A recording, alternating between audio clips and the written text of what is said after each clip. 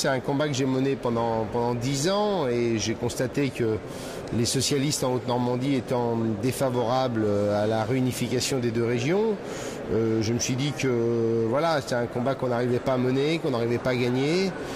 Je me dis qu'on n'y arrivera toujours pas plus parce que je vous rappelle qu'en Haute-Normandie, il y a un homme qui s'appelle Laurent Fabius, il est ministre des Affaires étrangères, et compte tenu de la faiblesse de François Hollande, je le vois mal être capable d'imposer à Laurent Fabius quelque chose qu'il n'a jamais voulu. Une telle réforme des collectivités locales dont on aurait pourtant bien besoin pour simplifier, réduire les coûts, et les régions agrandies, toute chose que tout le microcosme politique dit depuis des mois et des années, ça ne peut se faire que par référendum en fait. Est-ce que vous, ce que vous dites là, ce n'est pas une position véritablement de quelqu'un qui est de l'opposition systématique?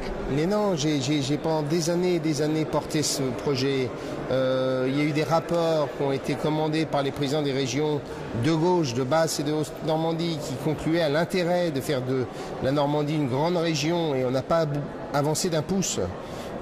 C'est une règle simple, c'est que quand il y a un fromage, on n'a pas envie de le perdre. Et quand il y a des sièges, des fonctions, des responsabilités, on n'a pas envie de les perdre. Et que les Hauts-Normands et les Bas-Normands se disent que s'il n'y a plus qu'une seule région, il y a 2 fois moins de sièges, 2 fois moins de responsabilités. Et donc on n'avance pas. Si François Hollande, tout d'un coup, a un courage tel qu'il arrive à imposer cette réforme, tant mieux.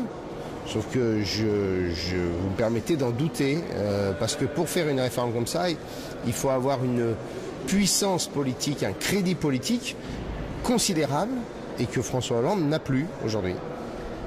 Concrètement, quel est l'intérêt pour les deux Normandies de fusionner? Quelque chose de concret pour les citoyens lambda de la Normandie?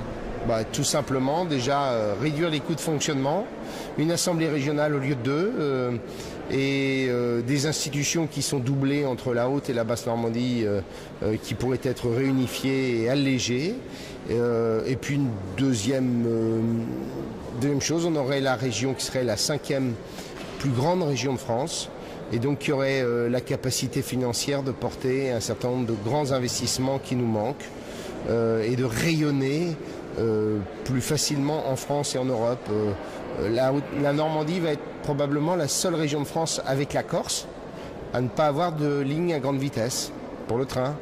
Nous sommes quasiment la seule région de France à ne pas avoir un grand aéroport régional qui nous relie à toutes les grandes capitales européennes. Et on peut multiplier les faiblesses de la Haute et de la Basse Normandie parce que nous sommes divisés, donc moins puissants, moins forts. Vous ne rêvez pas? Non, j'ai tellement envie d'y croire que j'ai tellement envie que ça arrive un jour que j'ai pas envie une nouvelle fois d'être déçu par une annonce qui correspond à une période politique particulière.